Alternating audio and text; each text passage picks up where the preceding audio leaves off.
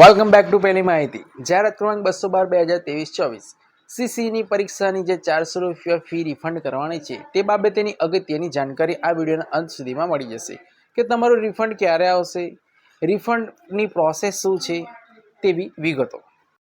હવે વાત કરીએ તો ગુજરાત ગૌણ સેવા પસંદગી મંડળના સચિવ હસમુખ પટેલ સાહેબની ટ્વીટ આવી છે કે જાહેરાત ક્રમાંક 212/2023-24 સીસીઈમાં હાજર રહેનાર ઉમેદવારોને પરીક્ષા ફી રિફંડ કરવાની કામગીરી શરૂ કરવામાં આવી છે।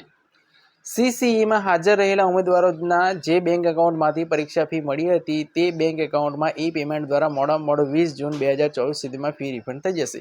20 જૂન સુધીમાં પરીક્ષામાં હાજર રહેનાર ઉમેદવારોને દરેક જણની ફી રિફંડ થઈ જશે।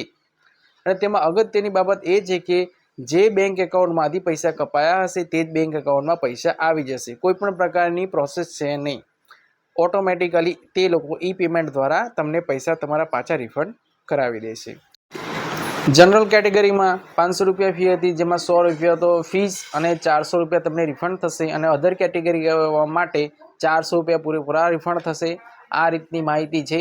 તો આ રીતની ચોક્કસ માહિતી મેળવવા માટે યુટ્યુબ ચેનલ સબસ્ક્રાઈબ કરો, વિડીયો ગમ્યો તો શેર કરો અને લાઇક કરી